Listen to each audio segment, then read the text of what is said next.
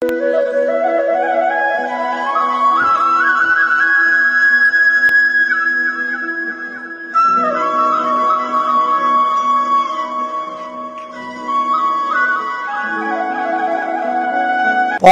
தெளிதேனும் பாகும் பருப்பும் இவை நாளும் கலந்துனக்கு நான் தருவேன் கோலம் செய்துங்க கரிமுகத்து தூமணியே நீ எனக்கு சங்கத்தமிழ் மூன்றும் தா. ஞானானந்தமயம் தேவம் நிர்மலஸ்படிகாகிருதிம் ஆதாரம் சர்வ வித்யானாம் ஹயக்ரீவம் பாஸ்மகே. நேயர்கள் அனைவருக்கும் அஸ்ட்ரோ கேஎஸ் ஐயங்காரின் பணிவான நமஸ்காரங்கள். சக்தி ஜோதிட குழுவின் சார்பாக விஸ்வாவசு வருஷம் ஆனி மாதம் வாக்கிய பஞ்சாங்க பிரகாரம் இந்த மாத பலன்களை பார்ப்பதற்காக அடியேன் சக்தி சுவாமியாகிய நானும் டாக்டர் ஆஸ்ட்ரோ கேஎஸ் ஐயங்கார் அவர்களும் டாக்டர் ஹரிஹர சர்மா ஐயா அவர்களும் வந்திருக்கின்றோம். அனைவருக்கும் ஹரிஹர சர்மாவின் பணிவான நமஸ்காரங்கள். நாம் ஒவ்வொரு மாதம் பலன்களும் பார்க்குறோம். அதே மாதிரி இப்போ பார்க்குறது தமிழ் மாத பலன்கள் பார்க்குறோம். தமிழ் மாதத்தில் பொறுத்தளவுக்கு இந்த மாதம் ஆனி மாதம்.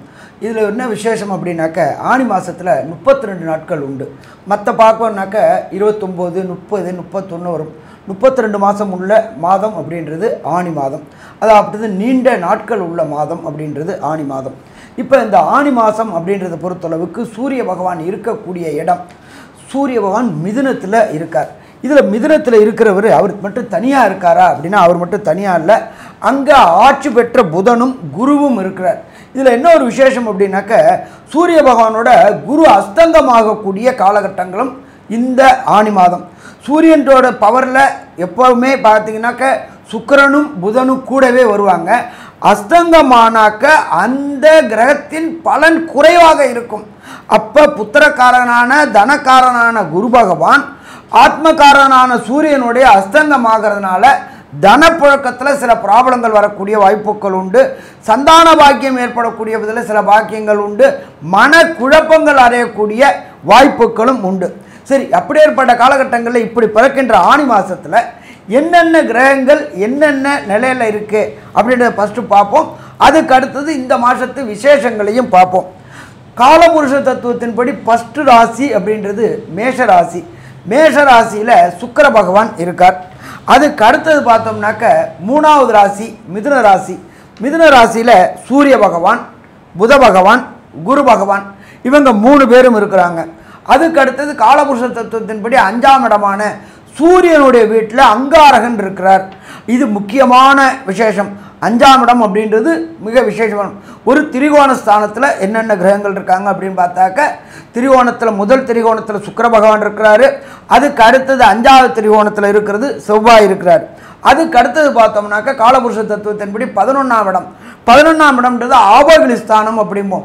2, 11 ஆபோகிலி ஸ்தானம் அப்படிம்போம். அப்படியேற்பட்ட வசந்த 11ஆம் இடத்துல ஆட்சி பெற்ற சனி பகவானும் ராகு பகவானும் கொண்ட இந்த நிலையில் இந்த மாதம் பிறக்குது.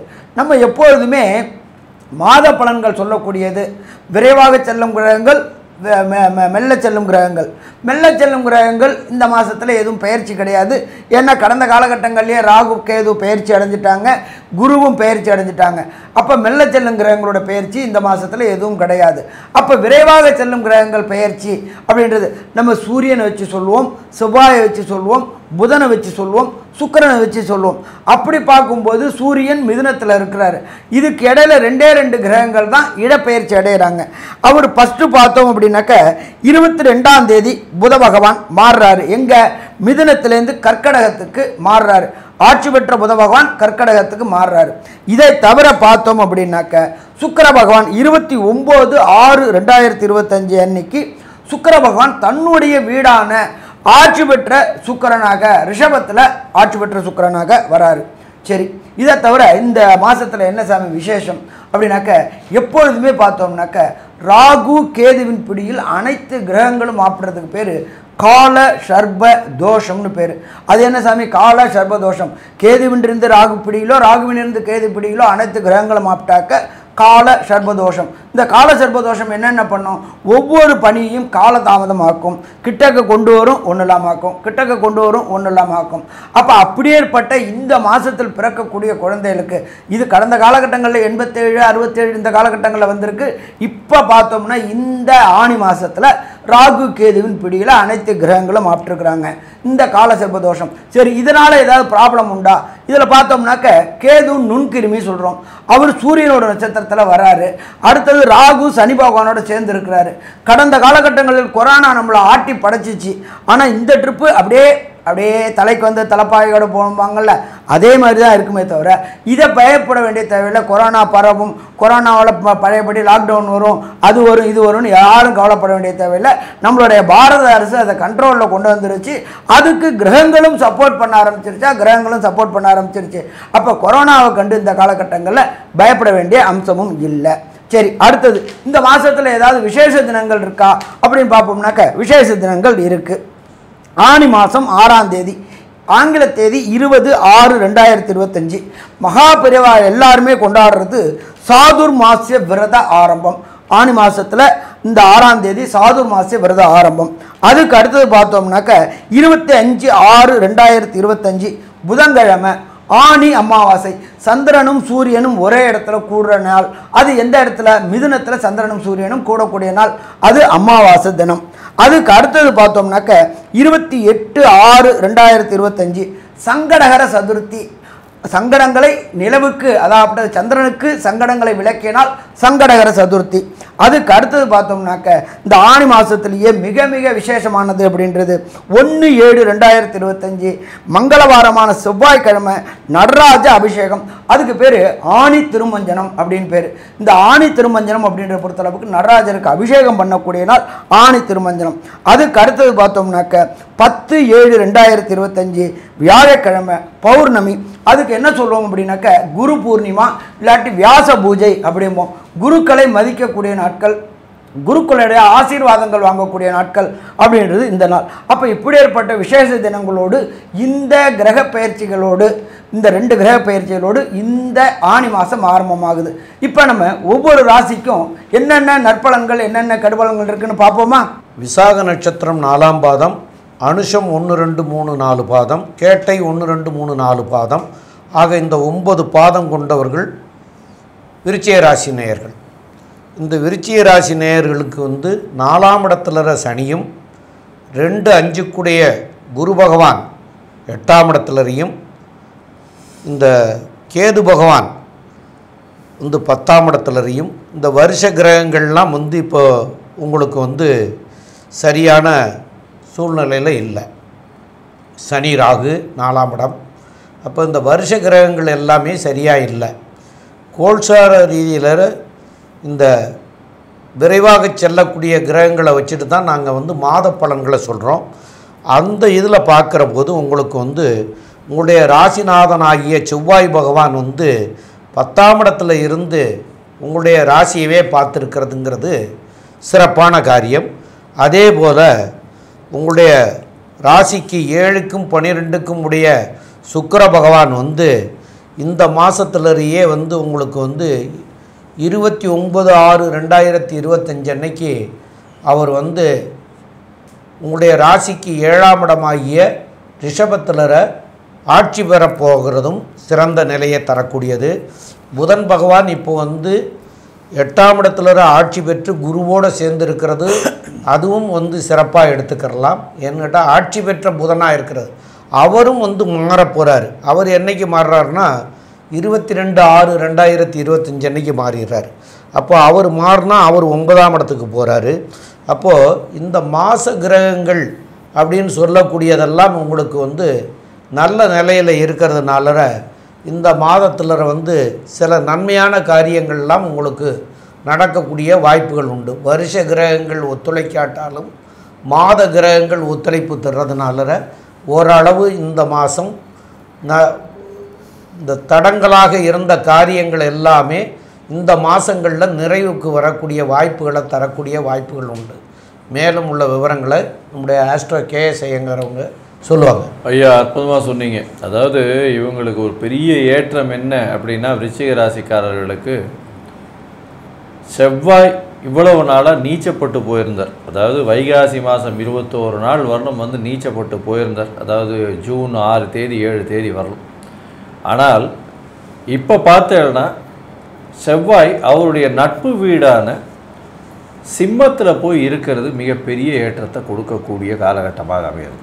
அதை தவிர பார்த்தேன்னா 10ஆம் இடத்துல போய் செவ்வாய் இருக்கிறது திக்பலத்தை கொடுக்கக்கூடிய காலகட்டம். இதனால் வந்து பார்த்தாலேயானால் உங்களுடைய உடல் வலிமையும் சரி, உங்களுடைய மன வலிமையும் பன்மடங்கு உயரக்கூடிய வாய்ப்புகள் மிகவும் அதிகம். இவ்வளோ நாளாக வந்து ஏதோ ஒன்று நம்ம தோற்றுருவோமோ, ஏதோ ஒன்று நம்ம வந்து ஃபெயிலியர் வந்துடுமோன்னு ஒரு பயத்தில் இருந்தீங்க. ஆனால் இப்போ அதை எல்லாத்தையும் தாண்டி உங்களுக்குள்ள வந்து ஒரு எழுச்சி வந்து அந்த எழுச்சி ஒரு பெரிய ஏற்றத்தை கொடுத்து நீங்கள் வெற்றி பெறக்கூடிய வாய்ப்புகளை உங்களுக்கு அதிகமாக கொடுக்கக்கூடிய காலகட்டம். அதை தவிர பார்த்தாலேயானால் உங்களுடைய ராசியையே உங்களுடைய ராசிநாதன் பார்க்குறார். அதனால் வந்து எந்த ஒரு விஷயத்திலையும் தோற்கக்கூடிய வாய்ப்புகள் கிடையாது. நிச்சயமான வெற்றி, எழுதி சொல்லக்கூடிய வெற்றி உங்களுக்கு உண்டு. இருப்பினும் இந்த மாதத்தில் பார்த்தாலேயானால் உங்களுடைய ராசிக்கு 4ஆம் இடத்தில் இருக்கக்கூடிய சனியின் பார்வையில் செவ்வாய் இருக்கிறதுனால சிறு சிறு அலைச்சல்கள் கொஞ்சம் அதிகமாக இருக்கக்கூடிய காலகட்டம். வண்டி வாகனங்களை போகும்போது ஜாகிரதையாக போகிறது ரொம்ப நல்லது. ஏன்னா சிறு அடிபடுறது இந்த மாதிரியான விஷயங்கள் வரக்கூடிய வாய்ப்புகள் மிகவும் அதிகமாக இருக்குது. ஜாகிரதையாக இருக்கிறது நல்லது.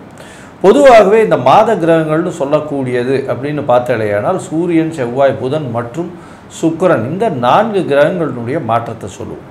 இந்த காலகட்டத்தில் பார்த்தாலேயானால் உங்களுடைய ராசிக்கு ராசிநாதனே வந்து 10ஆம் இடத்துல திக்பலம் பெற்று இருக்கிறது பெரிய விசேஷம்னு ஏற்கனவே சொன்னேன். இருந்தாலும் ராசிநாதன் கேத்துவினுடைய பிடியில் இருக்கார். கேத்துவோடு சேர்ந்து இருக்கக்கூடியது டிகிரி கொஞ்சம் அதிகமாக இருந்தாலும் கேத்துவுக்கு பக்கத்தில் அருகாமையில் இல்லாமல் இருக்கிறதுனால ஓரளவு நல்லபடியாகவே இருக்கக்கூடிய காலகட்டமாக அமையப்போகிறது.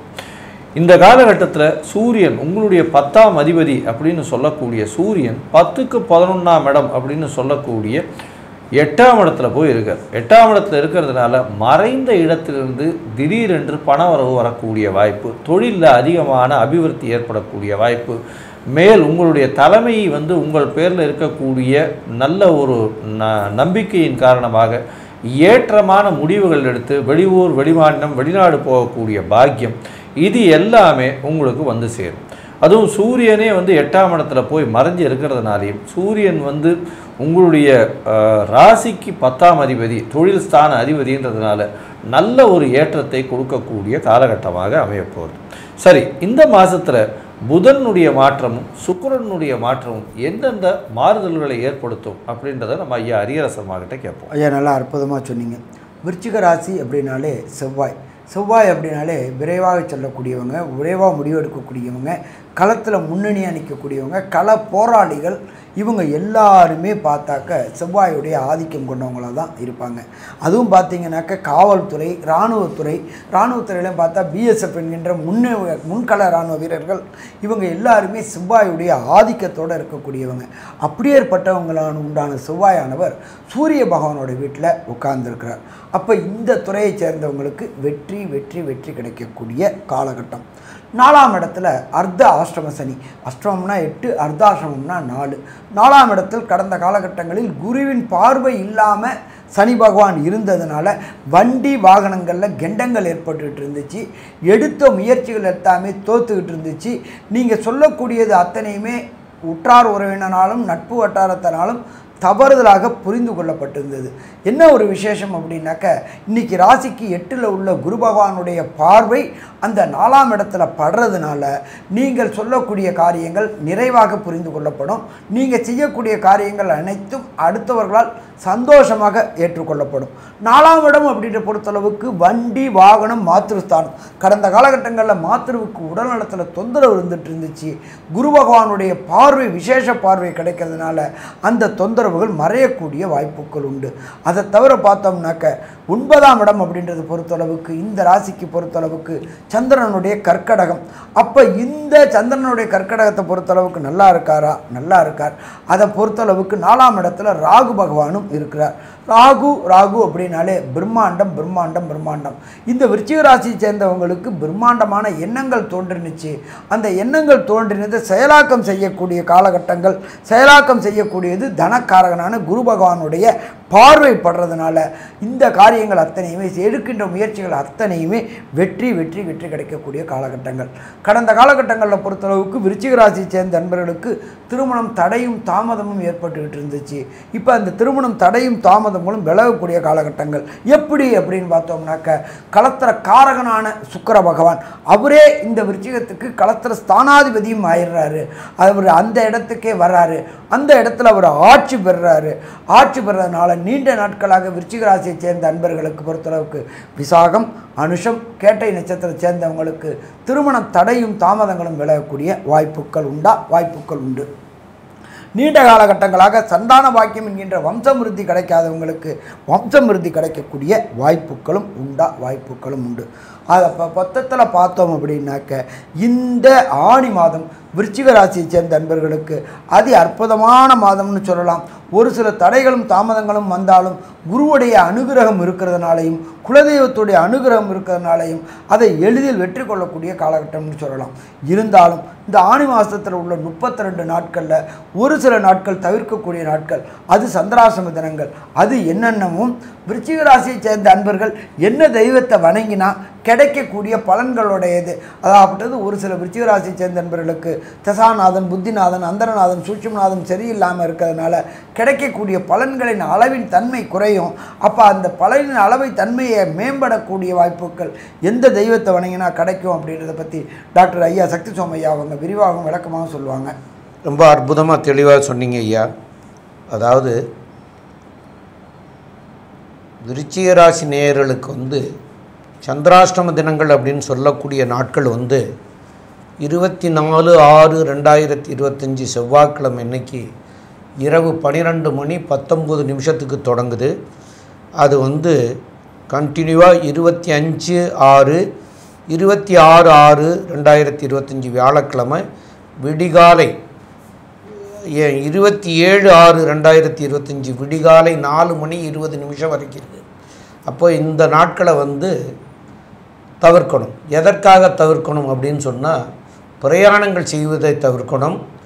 புதிய முயற்சிகள் எதுவும் செய்கிறதையெல்லாம் தவிர்க்கணும். இந்த சந்திராஷ்டம தினங்களில் அந்த புதிய முயற்சிகளும் பிரயாணமும் செய்யும் போது சில தவறுகள் நேரக்கூடிய வாய்ப்புகள் உண்டு. அந்த தவறுகள் இன்றைக்கே நமக்கு அது தெரியாது. பின் விளைவுகள் ஒரு 3 மாதமோ 6 மாதமோ 1 வருஷமோ கழித்து தான் நமக்கு தெரியும். அதனால் அந்த பின் விளைவுகள் வராமல் இருக்கிறதுக்காக தவிர்க்க வேணும் அப்படின்னு சொல்லியிருக்காங்க. அதனால் தவிர்க்கிறது மிக மிக நல்லது. தவிர்க்க முடியாத சூழ்நிலையில் விநாயகருக்கு பால் அபிஷேகம் பண்ணலாம். அல்லது நீங்களே பண்ணணும் அப்படின்னு இருக்கக்கூடியது மாதிரியா இடத்துல இருக்கக்கூடிய விநாயகருக்கு தண்ணீரில் 5 குடம் ஜலம் விடலாம். அதுமாரிலாம் பண்ணிவிட்டு அந்த பிரயாணத்தை பண்ணலாம். புதிய முயற்சிகளை செஞ்சுக்கிடலாம் அப்படின்னு சொல்லியிருக்காங்க. ஆனால் தவிர்க்கிறது தான் நல்லது. தவிர்க்க முடியாத சூழ்நிலைக்கு தான் இதை பண்ணிக்கலாம் அப்படின்னு சொல்லியிருக்காங்க. அதே போல் உங்களுக்கு இப்போ நடந்துகிட்ருக்கிறது 4ஆம் இடத்துல சனி சஞ்சாரமும் ராகுவும் சேர்ந்து இருக்கிறதுனால நீங்கள் சனீஸ்வர பகவானுக்கு சனிக்கிழமை அன்னைக்கு சனீஸ்வரனுக்கு எல் தீபம் ஏற்றி வழிபடுங்க. இந்த மாத்தேலரை ஒரு சனிக்கிழமை அன்னைக்கு நாமக்கல் ஆஞ்சநேயரை போய் வழிபட்டுட்டு வாங்க. அதனால் பின் விளைவுகள் வரக்கூடியதெல்லாம் நீங்கி நன்மையாக மாறக்கூடிய வாய்ப்புகள் உங்களுக்கு கிடைக்கும். அதுபோக நாங்கள் இப்போ சொல்லிகிட்ருக்கிறதெல்லாம் கோல்சார ரீதியாக தான் சொல்லிகிட்ருக்குறோம். அதில் உங்களுடைய சுய ஜாதகம் அப்படின்னு சொல்லக்கூடியது, அதாவது நீங்கள் பிறந்த நேரத்துக்கும் உங்களுக்கு ஜாதகம் எழுதியிருப்பாங்க. அந்த ஜாதகத்தில் இன்றைக்கி நடக்கக்கூடிய தசாநாதன், புத்திநாதன், அந்தரநாதன், சூட்சமநாதன் இதில் எது சரியில்லை, அதுக்கு என்ன செய்தால் உங்களுக்கு நன்மையாக மாறக்கூடிய வாய்ப்புகள் கிடைக்கும் அப்படிங்கிறத தெரிஞ்சிட்டு பண்ணுங்கள். அதுக்கு உங்களுக்கு அருகாமையில் இருக்கிற ஜோசியர், உங்களுக்கு தெரிஞ்ச ஜோசியர் அந்தமாரி இருக்கிறவங்கள்டையே போய் கேட்டுக்கிறங்க. அதெல்லாம் இல்லைன்னா இப்போ இந்த வாட்ஸ்அப் உலகமாக இருக்கிறதுனால உங்களுக்கு பிடிச்ச யார் சொல்கிறது உங்களுக்கு சரியாக இருக்குங்கிறதுலாம் நீங்கள் பார்த்துட்ருக்குறீங்க. அதனால் உங்களுக்கு பிடிச்ச ஜோசியருங்களுடைய நம்பரை காண்டாக்ட் பண்ணி வாட்ஸ்அப்பில் அனுப்பிச்சு கேட்டு விவரத்தை தெரிஞ்சுக்கணும். அது மூலமாக என்ன சொல்கிறாங்கங்கிறத தெரிஞ்சுக்கிட்டு பண்ணுறது உங்களுக்கு தீமைகள் இருந்தால் கூட நன்மைகளாக மாறக்கூடிய வாய்ப்புகள் கிடைக்கக்கூடிய வாய்ப்புகள் உண்டு. அதை பயன்படுத்திக்கிறங்க. மேலும் உள்ள விவரங்களை நம்முடைய ஆஸ்ட்ரோ கேஎஸ் ஐயங்கார் அவங்க சொல்லுவாங்க. ஐயா, அற்புதமாக சொன்னீங்க. அதாவது விருச்சிக ராசியை பொறுத்தவரை நல்ல ஒரு ஏற்றமான காலம். என்னடா இது, வருஷ கிரகங்கள் எல்லாமே இப்படி இருக்குது, இப்போ போய் இப்படி சொல்கிறாரு அப்படின்னா, மாத கிரகங்களில் உங்களுடைய ராசிநாதன் உங்களுடைய ராசியை பார்க்கறதும், உங்களுடைய ராசிநாதன் இப்பொழுது வலுப்பெற்று போய் இருக்கிறதும் நல்ல ஒரு ஏற்றத்தை கொடுக்கக்கூடிய காலகட்டம். ஏன்னா உங்களுடைய ராசிநாதன் திக்பலம் பெறார். அதாவது செவ்வாய் திக்பலம் பெறுறது பெரிய விசேஷத்தை கொடுக்கும். தொழிலில் அபரிமிதமான ஏற்றம் கிடைக்கும். அதுவும் இந்த மருத்துவ தொழில், இந்த யூனிஃபார்ம் சர்வீசஸ்ஸு, அது தவிர ரியல் எஸ்டேட்டு, அது தவிர செங்கல் ஜல்லி இந்த மாதிரியான வியாபாரங்கள், சமையல் கலை வல்லுநர்கள், நெருப்பு சம்பந்தப்பட்ட இரும்பு சம்பந்தப்பட்ட தொழில் செய்பவர்களுக்கெல்லாம் பெரிய ஏற்றம் கிடைக்கக்கூடிய காலகட்டமாக இந்த காலகட்டம் அமைய போகிறது. உங்களுடைய உடல்நிலையில் நல்ல ஒரு ஏற்றம் இருக்கும். இவ்வளோ நாளாக மனசுக்குள்ளே ஒரு பயம் இருந்துகிட்டே இருந்தது. இப்போ அது பயம்லாம் தெளிஞ்சு ஒரு நல்ல ஏற்றம் கிடைக்கக்கூடிய காலகட்டமாக அமைய போகிறது. படிக்கக்கூடிய மாணவர்கள் மட்டும் கொஞ்சம் ரொம்ப ஜாகிரதையாக படிக்கணும். 200% எஃபர்ட் போட்டால் 100% கிடைக்கும். ஏன்னா 4ஆம் இடத்துல ராகுவும் சனியும் இருக்கிறதுனால மன கிளேசங்கள், மனப்போக்கு ரொம்ப அதிகமாக இருக்கும். மைண்டு டிஸ்ட்ராக்ஷன் ரொம்ப அதிகமாக இருக்கும். அலைச்சல் மக்களுக்கு அதிகமாக இருக்கக்கூடிய வாய்ப்பு இருக்கும். தொழில் மூலியமாக அலைச்சல் அதிகமாக இருக்கக்கூடிய வாய்ப்பு. உங்களுக்கு 29/6/2025 மேலே திருமண பாக்கியம் அமையக்கூடிய வாய்ப்புகள் உண்டு. பண வரவிற்கு பஞ்சம் இருக்காது. இந்த காலகட்டத்தில் உங்களுடைய முயற்சிகள் எல்லாமே வெற்றி பெறக்கூடிய வாய்ப்புகள் நிச்சயமாக இருக்கும். தொழிலில் அபரிமிதமான யோகம். பார்ட்னர்ஷிப்பில் நல்ல ஒரு ஏற்றம் கிடைக்கக்கூடிய வாய்ப்பு. புதிய கடன் அமையக்கூடிய வாய்ப்பும், கடனை திருப்பி கொடுக்கக்கூடிய வாய்ப்பும் இந்த காலகட்டத்தில் அமைய போகிறது. புதிய கடன் மூலியமாக வீடு மனை வாங்கக்கூடிய, வண்டி வாகனம் வாங்கக்கூடிய பாக்கியங்கள் நிச்சயமாக இருக்கும். தாயின் உடல்நிலையில் சற்று பின்னடைவு இருக்கும். ஜாகிரதையாக பார்த்துக்கிறது நல்லது. தந்தையின் உடல்நிலையில் நல்ல ஒரு ஏற்றம் இருக்கக்கூடிய காலகட்டமாக இருக்கும். மொத்தத்தில் இந்த காலகட்டம் ஒரு பெரிய ஏற்றமான காலகட்டம். இந்த காலகட்டத்தில் உங்களுடைய சந்திராஷ்டம நாட்கள் அப்படின்னு சொல்லக்கூடியது 22 22/6/2025 24/6/2025 வரலும் உண்டான காலகட்டத்தை தவிர்த்துட்டு மிச்ச காலங்கள் எல்லாமே நல்ல ஒரு ஏற்றமான காலம். இருப்பினும் உங்களுக்கு உண்டான அர்த்தாஷ்டம சனியும் 8ஆம் இடத்தில் இருக்கக்கூடிய மறைந்த குருவும் சிறு சிறு பிரச்சனைகள் மனவியலில் நிச்சயமாக ஏற்படுத்தக்கூடிய வாய்ப்புகள் மிகவும் அதிகம் அப்படின்னு சக்தி ஜோதிட குழு சொல்லுது. நன்றி, நமஸ்காரம். Astro KS Iyengar YouTube channel பார்த்தமைக்கு நன்றிகள். மேலும் இது போன்ற ஆன்மீக ஜோதிஷ தகவல்கள் உங்களை அடைய astro KS Iyengar YouTube channel subscribe செய்யவும், பெல் ஐக்கானை மறக்காமல் அழுத்தவும். நன்றி, வணக்கம்.